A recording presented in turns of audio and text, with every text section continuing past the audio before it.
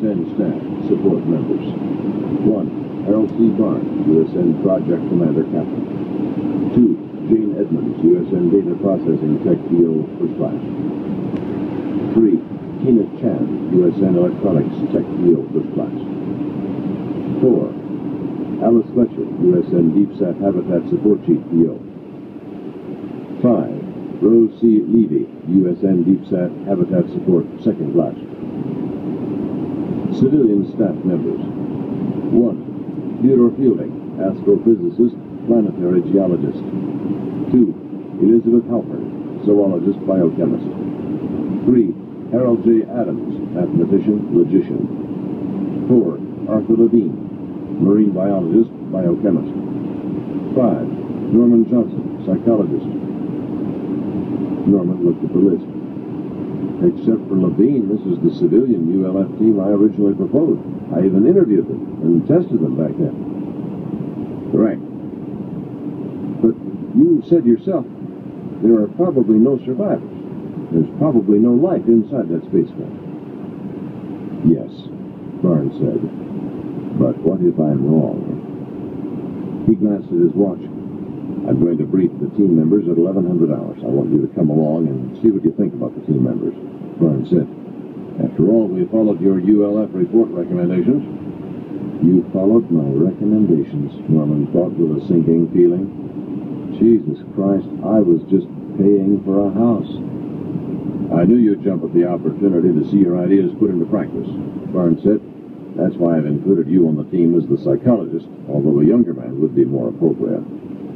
I appreciate that, Norman said. I knew you would, Barnes said, smiling cheerfully. He extended a beefy hand. Welcome to the ULF team, Dr. Johnson. Death. An ensign showed Norman to his room.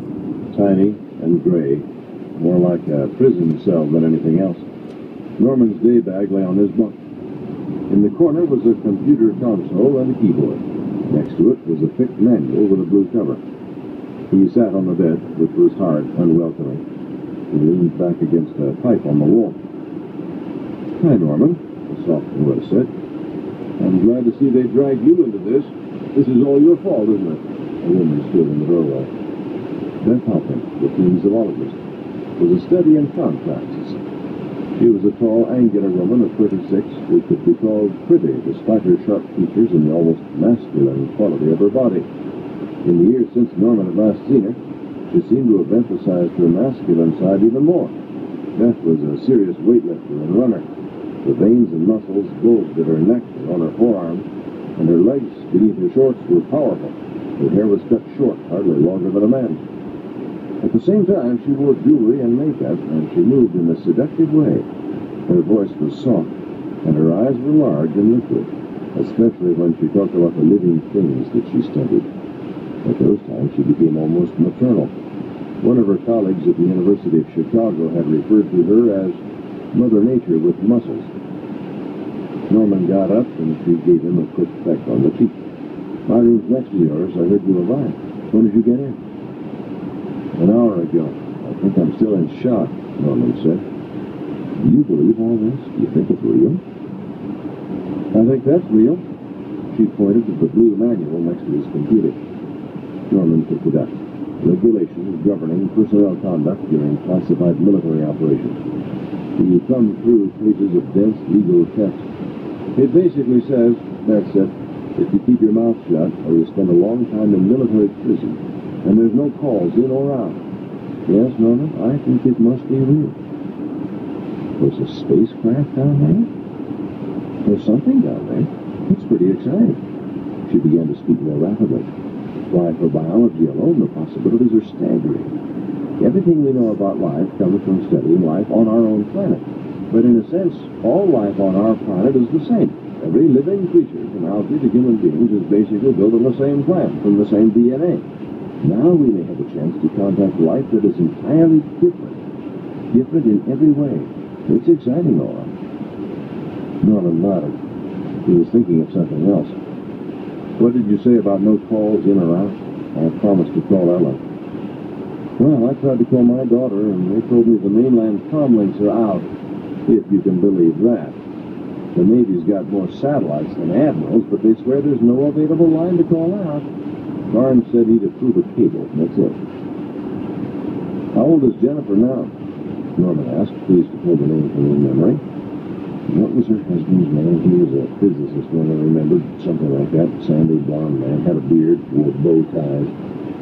9. She's pitching for the Evanston Little League now. Not much of a student, but a hell of a pitcher. She sounded proud. How's your family? Ellen? She's fine. The kids are fine. Tim's a sophomore at Chicago. Amy's at Andover. How is George? We divorced 3 years ago. That's it. George had a year at CERN in Geneva looking for exotic particles, and I guess he found whatever he was looking for. She's French. He says she's a great cook. She shrugged. Anyway, my work is going rough. For the past year, I've been working with cephalopods, squid and octopi. How's that? Interesting. It gives you quite a strange feeling to realize the gentle intelligence of these creatures, particularly octopi. You know, an octopus is smarter than a dog. You would probably make a much better pet. It's a wonderful, clever, very emotional creature, an octopus. Only we never think of them that way. Norman said, do you still eat them? Oh, Norman, she smiled. Do you still relate everything to food? Whenever possible, Norman said, patting his stomach. Well, you won't like the food in this place. It's terrible. But the answer is no, she said, cracking her knuckles. I could never eat an octopus now, knowing what I do about them. Which reminds me, what do you know about Hal Barnes? Nothing. Why? I've been asking around. Turns out Barnes is not Navy at all. He's ex-Navy. To me, he's retired. Retired in 81. He was originally trained as an aeronautical engineer at Caltech, and after he retired, he worked for Grumman for a while.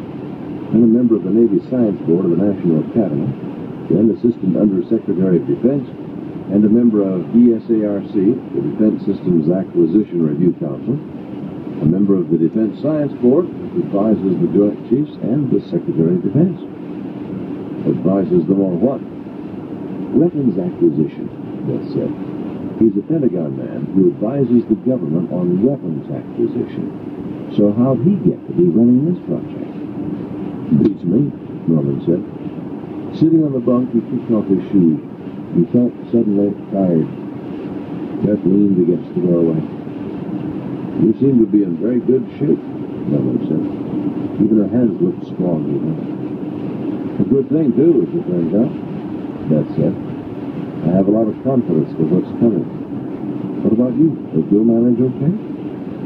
Me? Why shouldn't I? He glanced down at his own familiar haunts. Ellen was always after him to do something about it, and from time to time he got inspired and went to the gym for a few days, but he could never seem to get rid of it. And the truth was, it didn't matter that much to him. He was 53 years old, and he was a university professor. What the hell? Then he had a thought. What do you mean you have confidence for what's coming? What's coming? Well, it's only rumors so far, but your arrival seems to confirm them. What rumors? They're sending us down there, Beth said. Down where? To the bottom, to the spaceship. But it's 1,000 feet down. They're investigating it with robot submersibles. These days, 1,000 feet isn't that deep, Beth said. The technology can handle it. There are Navy divers down there now. And the word is the divers have put up a habitat so our team can go down and live on the bottom for a week or so and open the spacecraft up. Norman felt a sudden chill. In his work with the FAA, he had been exposed to every sort of horror. Once in Chicago, at a crash site that extended over a whole farm field, he had stepped on something squishy. He thought it was a frog, but it was a child's severed hand, palm up. Another time he had seen a man's charred body still strapped into the seat, except the seat had been flung into the backyard of a suburban where it sat upright next to a portable plastic kiddie swimming pool. And in Dallas, it watched the investigators on the rooftops of the suburban houses, collecting the body parts, putting them in bags. Working on a crash site team demanded the most extraordinary psychological vigilance to avoid being overwhelmed by what you saw. But there was never any personal danger, any physical risk. The risk was the risk of nightmares. But now, the prospect of going down 1,000 feet under the ocean to investigate a wreck. You okay? Yes, sir. You look pale. I didn't know anybody was talking about going down there. Just rumors, that's it. Get some rest, Norman. I think you need it.